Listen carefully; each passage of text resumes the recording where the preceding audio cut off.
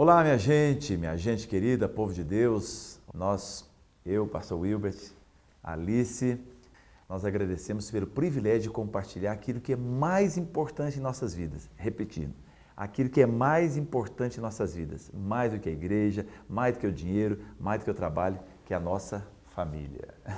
Isso, é uma alegria a gente estar aqui e hoje nós vamos compartilhar aquilo que temos vivido, que temos aprendido e que de repente para você pode também pegar um gancho, aprender e vai ser uma bênção. Verdade. Nós somos casados há 38 anos, mais 42 de namoro. E nesse relacionamento, nesse casamento, Deus nos deu 3 lindos presentes que foram nossas filhas. Depois vieram 3 genros, depois vieram 4 netos e a coisa vai por aí, a história não termina. E essa é a razão de sermos felizes, estarmos cumprindo o projeto de Deus. Deus planejou para a terra, para os casais, ter família. E quando a gente ouve na palavra que fala assim, em ti serão benditas todas as famílias da terra, quando Deus falou para Abraão, e nós estamos incluídos nesse projeto, ser bendito na terra. É verdade. Minha gente querida, na nossa história a gente tem muita história bacana, abençoada para contar. Tem história triste, né? Toda família a gente passa por desertos, essa que é a verdade. Mas o mais importante é aonde você chegou, qual a sua conclusão, onde vocês foram. Quando nós casamos, eu já sou neto de pastor, meu avô foi o segundo missionário a pisar no estado de Goiás, em 1914. O pai da Alice é pioneiro em Brasília, também pastor. Eu sou pastor, já temos filhos pastores, né? Nossa filha já tem 35 anos, outra tem 32 anos, outra tem 30. E o mais importante que nós queremos trazer para vocês, compartilhar algo no nosso coração, é aquilo que não é que nós projetamos, é aquilo que já cumpriu nossas vidas e deu certo. Nós temos uma história para contar, nós temos filhos pastores, nós somos avós. E é uma coisa maravilhosa quando você pode olhar para trás e ver essa história de alegria e de sucesso. Eu vou resumir aqui, talvez, se eu terminasse minha palavra com essa frase, eu acho que valeria a pena. Eu creio 2 coisas. Eu creio no céu, onde a palavra de Deus fala, nem olhos viram, nem ouvidos ouviram, e nem penetrou no coração aquilo que Deus tem preparado. E eu falo, Deus, se o céu for um lugar tão bom quanto a minha casa, eu quero estar lá. Porque minha casa é um pedaço do céu. E a segunda coisa, verdade, eu falo em nome de Jesus para vocês. Também a Bíblia fala sobre galardão. É um prêmio que vem, né, pela nossa vida, pelo nosso testemunho fiel a Deus. E esse galardão fala depois da morte. Mas eu tenho por mim, eu creio que eu vou falar para vocês. Eu acredito que Deus antecipou uma pequena parte daquele galardão que reservou a mim. E essa pequena parte que Deus me deu desse galardão que eu estou já usufruindo nessa terra, está aqui do meu lado. Chama-se Alice. Isso, para mim, como mulher, significa muito. E eu deixo ele falar. Toda vez que ele está falando isso, eu deixo mesmo. Sabe por quê? Porque isso traz uma responsabilidade e uma cumplicidade da gente ver o projeto de Deus sendo realizado na nossa vida. E para mim traz uma responsabilidade muito grande como mulher. Se ele está me vendo como galardão, então eu não posso mudar o que eu estou fazendo. Muito pelo contrário, eu preciso cada dia melhorar. Porque quando o casal, quando o Ibe, quando nós estamos bem, isso reflete na nossa casa, nas nossas filhas, no nosso ministério, né? Então, assim, é tudo... Até na vida financeira, tudo. Na vida financeira. Sexual, tudo. Isso é atrelado. Então, assim, é um compromisso que um dia nós fizemos diante de Deus, quando a gente começou a namorar, decidimos casar, e o Hilbert falou para mim, eu não quero só que a gente seja feliz, eu quero que o nosso casamento possa refletir para que a gente possa abençoar outras pessoas, outras famílias. E na época nós éramos muito crianças, né? Porque 23 anos é um menino. Ela tinha 19. Eu tinha 19. É um menino. Mas, assim, foi uma palavra tão madura e quando nós verbalizamos, nós pegamos essa responsabilidade e Deus nos abençoou, né? Deus falou assim, vai ser isso aí. E hoje eu me sinto tão abençoada de poder estar aqui compartilhando um pouquinho de nós. É verdade. Minha gente querida, existem algumas coisas que a gente precisa parar e pensar. Lá na Bíblia, no Velho Testamento, na formação do povo hebreu, desde que Deus o libertou, existem muitas coisas que a gente precisa entender o porquê o Espírito Santo colocou na palavra de Deus. Números capítulo 13, eu até separei aqui, trouxe escrito, mas não vou ler para a gente poder ganhar tempo. Depois você dá uma olhadinha no número 13. Lá nesse número 13, Moisés escolhe 12 príncipes, 12 líderes das tribos de Israel. Então veja bem, não pegou lá um cara na sarjeta, não. Pegou 12 príncipes, 12 pessoas, cada um importante da sua tribo. E mandou que essas pessoas especiais fossem espiar a terra. Quando eles voltam com o relatório, essa história todo mundo já sabe, mas pode ler depois, vou pular essa parte, não vou ler para me ganhar tempo. Quando eles voltam com um relatório tão discrepante um do outro que a gente fala assim, meu Deus, não é possível que eles viram a mesma coisa. Não é possível. Porque um fala, olha, tem um ponto que chega em comum. Lá é maravilhoso, realmente a terra manda leite e mel, é muito bom, mas olha, tem uns problemas lá. Nós temos um problema sério que a gente não vai conseguir vencer. Tem pessoas lá que são descendentes de gigantes e ó, eu me senti como um gafanhoto. Então, aí chega Josué e Caleb e fala, não gente, nós podemos ir, Deus vai nos dar vitória. É verdade, tem muita coisa lá, mas olha, Deus está conosco, o Senhor vai nos abençoar e nós podemos ir. E o povo, não vamos poder ir não, nós não vamos. E a Bíblia diz que aqueles 10 fizeram derreter o coração das pessoas. Porque a pessoa, quando ela é para baixo, quando ela é pessimista, é ruim para ela, mas ela influencia outras pessoas. Na igreja, em qualquer lugar, quando a gente tem gente pessimista, essas pessoas não têm que pegar o microfone, não têm que pegar nada. Porque se ele é pessimista, não deveria ser, fique para ele. Mas não, fizeram contaminar o coração do povo. Por causa disso, aquelas pessoas voltaram para o deserto, morreram aquela geração, para que Deus pudesse fazer uma nova geração, para que tivesse capacidade de entrar na terra prometida. E aí, a gente sempre faz essa pergunta, por quê? Tinham 12 homens, mais ou menos da mesma idade, ou seja, da mesma família, tinha o mesmo sangue, da mesma igreja, tinha o mesmo pastor que era Moisés, do mesmo Deus, viram os mesmos milagres, viviam na mesma cidade, no mesmo país, porque é diferente um cara ter uma visão nos Estados Unidos ou outro no Brasil, né? Mas viviam no mesmo lugar. Por que alguns foram tão desanimados e outros foram tão para frente? Aí a gente pergunta, eu estou fazendo meus filhos da minha casa pessoas com síndrome de gafanhoto ou estou fazendo meus filhos matadores de gigante? A gente fala, se Deus quiser. Não, Deus quer que nós tenhamos a melhor família, os melhores filhos. É como o livro de Daniel. Quando Nabucodonosor olha para Daniel, fala assim, olha, esse cara aqui, esse jovem, ele é 10 vezes melhor que os outros. E assim é a promessa de Deus para a nossa casa, nossos filhos. Mas aí a pergunta é, como fazer do meu filho não ser um síndrome de gafanhoto e ser um matador de gigante? Como fazer do meu filho não ser um escravo, mas ser um livre? Como fazer do meu filho não ser um ateu, mas ser um cristão? Como fazer do meu filho um vencedor, não ser um derrotado? São essas questões que eu e a Alice queremos colocar com vocês alguns pontos que nós fizemos e a nossa família deu certo. Nossas filhas são projetadas, são abençoadas, são pastoras, são empreendedoras prósperas financeiramente, emocionalmente, espiritualmente. Enfim, nossa família toda envolvida no reino de Deus. Né? Nos ajudam, a gente é harmonioso, é uma coisa espetacular a nossa casa. Por isso que nós estamos aqui para falar o que nós fizemos baseado na palavra de Deus e que talvez possa ajudar você. Amém? Então eu quero colocar aqui o que faltou para aquelas 10 famílias que os filhos estavam com síndrome de gafanhoto. Me sinto como um gafanhoto. O que faltou naquela? Realmente aconteceu alguma coisa errada, que não aconteceu na família de Caleb e Josué. Então, o que aconteceu? Parece que faltou um ambiente sadio. Sim, faltou a família ministrar 2 coisas básicas que toda família precisa ministrar. Ter raiz e ter asas. A asa é para voar, a raiz é para ficar fixado e não perder alguns valores. Talvez aqueles jovens faltou uma coisa ou outra, ou possivelmente, talvez seja a hipótese melhor, faltou tudo. Não tinham nem asas e nem raiz. E eu quero trazer alguns pontos importantes.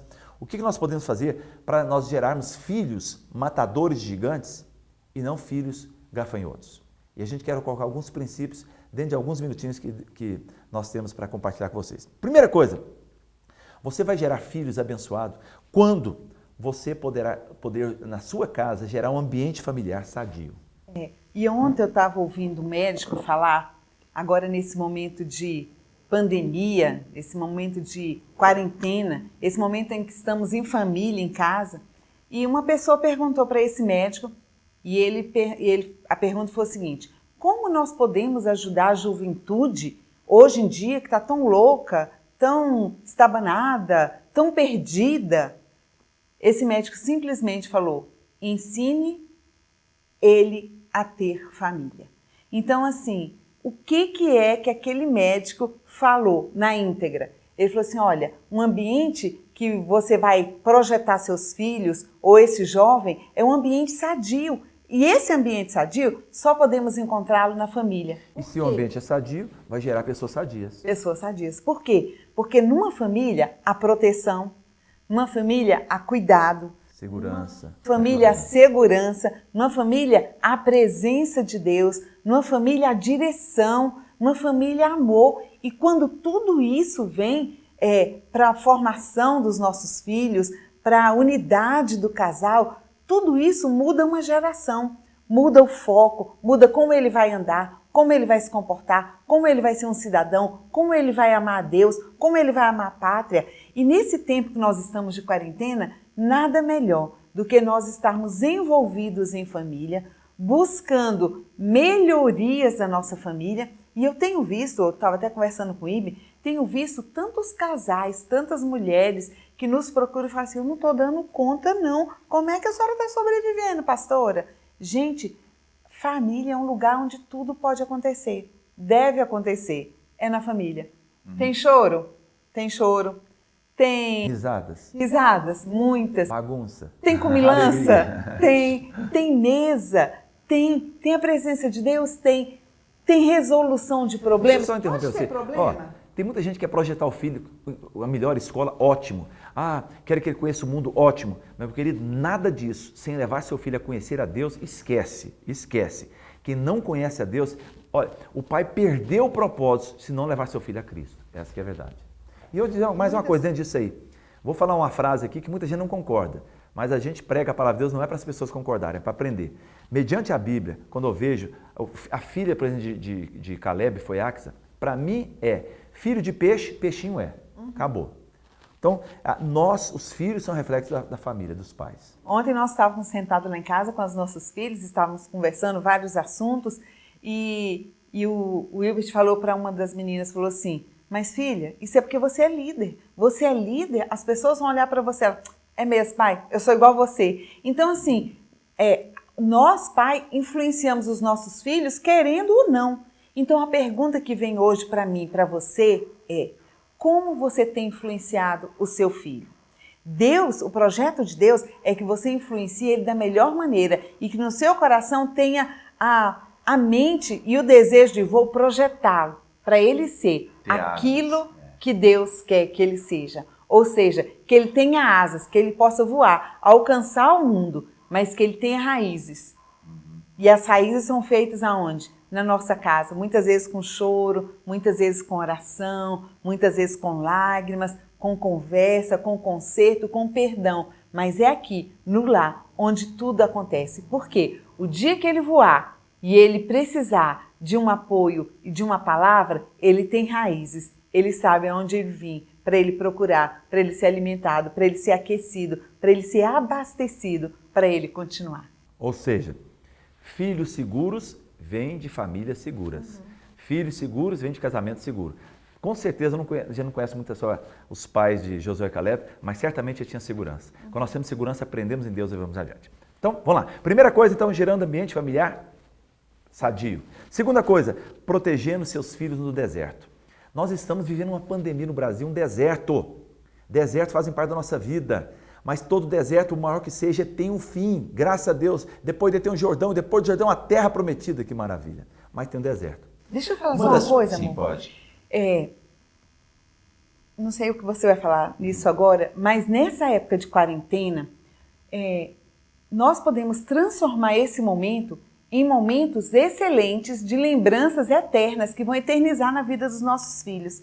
Se eu ficar só reclamando, ai meu Deus, não aguento mais, ai eu lavo louça, ai eu não saio da cozinha, vão ser as piores lembranças. Mas se nós aproveitarmos esse tempo e transformar esse momento em momentos que eu estou com a minha família, que é as pessoas mais importantes da minha vida, e fazer desses momentos os melhores, para que na lembrança deles, eles dizem, vocês lembram quando nós passamos aquele período em casa? Como foi bom! Nós temos esse poder na nossa mão de transformar esse momento crítico em momentos que nós vamos lembrar com alegria. Talvez ficar tão feliz, podia vir uma nova pandemia. Está amarrado em nome de Jesus. Mas, minha gente, quando nós estamos a proteger a nossa família no deserto, a coisa mais comum é ter aquelas tempestades de areia. E na tempestade de areia você precisa proteger algumas coisas, né? Os olhos, você vai perder a visão, né? Se não proteger. Os ouvidos, entra areia por todo quanto é orifício. E a boca. Os olhos, ou seja, nesse período de pandemia, cuidado com aquilo que você está vendo. Aproveite para ver coisas boas. Segundo, cuidado com aquilo que você está ouvindo. Ouça coisas que edificam. Terceiro, cuidado com aquilo que você está falando. Palavras destroem ou constroem. Nossos filhos, eles crescem não à base de arroz e feijão. Eles crescem à base da palavra que os pais motivam, incentivam a vida deles. A gente percebe os nossos filhos, a gente percebe os nossos netos, como as pessoas gostam, valorizam uma palavra que o motiva, que cresce. A verdade é, muitas vezes nós colocamos nosso futuro na mão de qualquer pessoa. E os filhos, de alguma forma, colocam o futuro nas nossas mãos. E se nós damos uma palavra orientadora, vão crescer, senão nada vai acontecer. Não é isso? Os sinais, né, Alice? Antes de eu falar, a Alice, ela foi professora, ela é aposentada, foi 32 anos professora, tem pós-graduação nessa área, trabalhou em administração escolar, tantas coisas, e ela via muito isso na escola e comentava comigo, e ela falava na igreja e fala até hoje, como ela trabalha até hoje, aqui na igreja ela tem 740 crianças que ela toma conta delas. Eu falo com o Ibe que os nossos filhos, nossas crianças, elas dão sinais de como elas estão. Se ela apresenta um comportamento, emburra qualquer coisa, fica se escondendo, uma aparência triste, você pode ir investigar o que está acontecendo. E quando eu falo de investigar, não é a gente falar assim, conta pra mim, o que está acontecendo? Aconteceu isso? Não. O que foi? Fala aí. Ou então fala assim, não, ele é assim mesmo, ele é tímido. Palavras assim a gente não pode proferir para os nossos filhos, porque é uma maneira de você estar rotulando ele. E ele não é assim. Ele é seu filho, ele é amado, ele é formado à imagem e semelhança do Senhor, ele é inteligente, ele é capaz. É isso que ele precisa ser ministrado. Mas como pai, como mãe, Deus nos deu, como mães, né? Deus nos deu um radar. E nós podemos estar avaliando a situação ou o nosso filho, o comportamento, o que ele está querendo falar através daquilo. Muitas crianças estão sendo abusadas sexualmente ou abusadas de alguma forma e abuso moral, sexual, esse comportamento é nítido quando nós observamos os nossos filhos. Agora o que eu vejo também, amor, é que tem muitos pais que estão em casa, estão presentes somente no corpo, mas estão no mundo da lua. Então nós precisamos estar presente como um presente de Deus no nosso lar. Porque assim nós podemos estar atentos a tudo o que está acontecendo. E precisamos viver o momento como sendo o melhor momento. Então, estar presente não fisicamente, mas emocionalmente, espiritualmente, vai fazer a diferença na vida do seu filho. E você vai estar atento às necessidades dele. E a necessidade dele, nós podemos ajudá-los antes mesmo que vire um caos. Por isso que a sua presença é tão importante. Verdade. Terceira coisa aqui para você criar filhos que não sejam como gafanhotos, mas matadores de gigantes e de leões, ensine seu filho pelo exemplo. Ensine pelo exemplo, pelos valores que você tem. É por isso que eu falei, filho de peixe, peixinho é. Até coisas que eu nunca pensei em ensinar, os filhos aprendem. Eles aprendem as coisas boas e ruins que nós fazemos.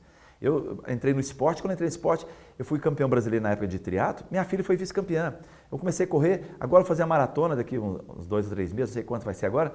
2 filhas vão comigo fazer a maratona. A gente é exemplo por tudo. Agora aí entra uma coisa, quais são os valores da sua casa, da sua família? Pai, na escala de valores, aonde está o valor que você está dando à sua esposa, mulher, seu marido? Pais, aonde está a escala de valor dos seus filhos? Eles sabem disso, eles percebem, você não precisa falar. Eles sabem aonde você tem colocado ele. E se nós não damos o valor, queridos, outras pessoas darão. Aí onde entra o cara que vai abusar sexualmente, o cara que vai levar seu filho para o homossexualismo, vai levar para as drogas, porque ele tem toda a atenção que você não tem para dar para o seu filho. Então, a gente precisa ter esse equilíbrio. A minha casa é o lugar mais importante, meus filhos são as pessoas mais importantes. Nós fizemos isso, a gente desligava o telefone em nossa casa para dizer, hoje é de vocês e ponto final. Isso eu ia contar, ia falar isso, sobre o Dia da Família. Nós fizemos isso na nossa casa, na infância das meninas, e até hoje nós temos esse bom hábito de estarmos com os nossos filhos, de chamar para perto, né? Eles já voaram, são casadas, têm suas famílias, mas têm raiz. Então, assim, é muito tranquilo a gente estar todo mundo em casa reunido. Por quê? Porque isso foi um hábito que nós cultivamos desde a infância. Tínhamos o dia da família, tínhamos o dia da honra, escolhíamos uma pessoa da família para naquele dia ser honrado. Quando elas eram crianças, eu fazia faixa de princesa, fazia coroa, fazia jantares com a melhor louça. Sim, hoje está muito na moda a mesa, você está num ambiente agradável, as meseiras, né? Mas isso é coisa que eu faço porque aprendi com a minha mãe. O Ibe também na casa dele tinha esse hábito também. Então, isso é algo que nós crescemos com isso, formamos a nossa família assim. E isso é de Deus, porque na mesa é onde os 5 sentidos estão presentes. É onde você vê a comida, você sente o cheiro da comida, você sente o gosto, você tem o tato e você tem a audição, onde você conversa, paladar. Todos os 5 sentidos estão presentes. Então é um momento onde os sentidos estão abertos. Por isso que é tão bom a gente estar na mesa. E todas as vezes que nós estamos na mesa, nós temos o Senhor, porque Ele é convidado de honra também para estar conosco, né? E isso faz tanta diferença na nossa vida. Você, principalmente o homem, qual é o valor que você tem trazido para a sua família? Quem é mais importante, o seu time de futebol ou Jesus? Não, misericórdia, pastor, Jesus mas seu filho percebe de outra forma. Você fica mais animado na hora de ir para um campo de futebol ou na hora de ir para o culto? Você fica mais animado em estar participando da igreja ou ligar o televisor e assistir um futebol? Seu filho sabe disso. Você fica mais animado em comprar uma Bíblia ou a nova camisa do time de futebol? Ah, pastor, são 2 coisas diferentes. São, mas todas duas entram na escala de valor. E no momento que eu mostro que o Senhor é mais importante que qualquer outra coisa na minha vida, o futebol não é problema, porque está abaixo. O Senhor tem sim em primeiro lugar. Quarta coisa, que nós precisamos para a gente fazer filhos matadores gigantes. Mostrando aos filhos que gigantes podem ser vencidos. Gigantes existem? Sim. Mas podem ser vencidos? Sim. Essa é a resposta de Caleb e Josué. Tem gigantes, mas nós podemos vencer. Por que eles fizeram isso? Os nossos filhos, a Bíblia fala que eles são como flechas. A flecha você indica para o caminho que você quer seguir. Então, existem barreiras. Vou contar uma rapidamente aqui, que o nosso tempo está quase esgotando. Mas entre as minhas filhas, a mais velha, ela tirou carteira de trabalho, ela fazia estágio no escritório de advocacia e o escritório exigia que ela tivesse carro para mobilidade, né? E eu comprei um carro para ela e dei aquele carro para minha filha. Em contrapartida, ela ia e deixava a filha mais nova, a caçula, na escola. E um belo dia, ou um péssimo dia, sei lá, ela saiu de casa com a caçula e ela teve um acidente horroroso, um acidente automobilístico. O acidente foi tão grave que o carro foi para o ferro velho. Era um carro novo e foi para o ferro velho. Nós ficamos desesperados, chegamos lá, minha filha, a mais nova, estava sem cinto de segurança, a que estava dirigindo estava de cinto. Foi projetada no para-brisa do carro, a cara dela com vidro, com sangue, e ela não falava, completamente desconectada, não falando nada com nada. Corremos, levamos para o hospital, orando. O médico constatou na tomografia que houve um derrame, e a gente é angustiado com aquilo, chama um neurocirurgião. O neurocirurgião faz alguns exames e nos chama em particular, fala assim, olha, por um milagre, que eu nunca vi, o sangue veio e entrou nessa região aqui, tem um sério cerebelo, explicou para a gente lá, e está intacto, foi preservado a massa cefálica, o cérebro da sua filha. Ficamos muito felizes com aquela história, só que a história não terminou ali. A minha filha mais velha sentiu profundamente culpada com aquela situação. Ela ficava puxando o cabelo assim, ó, arrancava o cabelo na mão, tão desesperada que ela ficava vendo a irmã dela naquela situação, sendo que ela estava dirigindo e a irmã estava sem segurança. Então, passou um tempo, não teve mais nada, o problema físico. Minha filha precisava voltar ao trabalho e não tinha um carro, o carro foi para o ferro velho. Peguei meu carro e falei, filha, você precisa do carro para trabalhar? Eu não. Vá, use meu carro. Não, pai, eu não quero mais chorar. Não quero dirigir. Nunca mais eu vou dirigir minha vida, não quero. Falei, você precisa. Eu não quero dirigir. Ela começou a gerar um trauma nela. Tudo bem que eu sou do interior de Goiás, a gente tem a forma de tratar um trauma um pouquinho diferente, talvez, de muitas pessoas. E naquele dia, eu falei, filha, peguei a chave do carro, essa é a chave do meu carro, você vai pegar esse carro e vai entrar naquele carro e vai embora trabalhar. Eu não quero, filha, você vai. Eu não quero, você vai pegar a chave desse carro e vai entrar. Sabe por quê? Ou você toma a chave desse carro agora e dirige a sua vida, ou você vai permitir que seu trauma dirija a sua vida. Ou você toma a decisão e dirige a sua vida, ou o trauma dirige. Limpando as lágrimas dos olhos. Tá bom, eu vou. Entrou chorando no carro, limpando as lágrimas, ligou o carro e foi embora. Foi embora não para trabalhar, foi embora para a vida. Porque a partir dali ela se tornou uma mulher próspera. Ela é considerada no escritório uma história muito importante, de muito sucesso aqui em Brasília. Os grandes políticos que ela atende, todo mundo fala que ela é a doutora das causas impossíveis. Prosperou. Questão de medo, ela já bateu mais umas 3 vezes, ela nem liga mais, bate, arruma o carro e vai embora, entendeu? Mas é aquele dia que eles pararam. Então foi um gigante que levantou na vida dela, essa não vai crescer. E nós pais somos responsáveis para saber que gigante meu filho está enfrentando, como eu posso ajudá-lo e nós vamos vencer. E, último, para terminar, último ponto aqui que nós queremos falar, para a gente formar filhos matadores gigantes e não filhos que têm a síndrome de gafanhoto, nós vamos viver cada dia como se fosse o último. Isso é muito, muito importante. Nós temos um livro que nós escrevemos, chama Chá com Coentro, né? Não trouxemos ele hoje, chama Chá com Coentro. E esse livro nós contamos a nossa história. Sabe aonde nasceu a inspiração desse livro? No dia 25 de dezembro de 2007. Minha mãe tinha morrido. Minha mãe foi casada com meu pai durante 49 anos e 6 meses. Faltava 6 meses para eles fazerem a boda de ouro. Minha mãe faleceu. Foi uma mulher íntegra, abençoada, tanta coisa eu sei de Deus, aprendi no colo da minha mãe. E, claro, meu pai ficou muito abalado com aquilo, e meu pai, ele é do interior de Goiás, filho de pais analfabetos, e assim por diante. Meu pai pega, naquele Natal, minha mãe amava a festa de Natal. Estava todo mundo na minha casa, irmãos, sobrinhos, tinha 35 pessoas, entre irmãos, cunhados, sobrinhos, etc. Meu pai tinha neto, bisneto, todo mundo ali. Eu falei, gente, vamos orar, agradecer ao almoço? E aí meu pai fala assim, meu filho, você me dê a palavra 1 minuto? Eu digo, claro, meu pai. Aí ele falou assim, meus filhos, esse é o primeiro Natal que nós vamos viver sem a mãe de vocês. E já aquele clima de emoção. Ele falou assim, tem coisas na vida que a gente pode consertar, outras não tem mais jeito. E eu, na minha vida, meu jeito de ser, eu sempre amei sua mãe, mas eu não lembro ter dito isso a ela. E se pudesse, eu queria que sua mãe levantasse a sepultura hoje por alguns minutos, para eu poder dizer a ela coisas que eu não disse quando ela estava viva. E naquela hora ele abaixou a cabeça e começou a chorar. E todo mundo chorou junto. E ele continuou dizendo, pegue a mão dos seus pares e diz à sua esposa, seu marido, tanto que ele é bom para você, tanto que você a ama, diz à sua esposa, seu marido, você é perfeito para mim.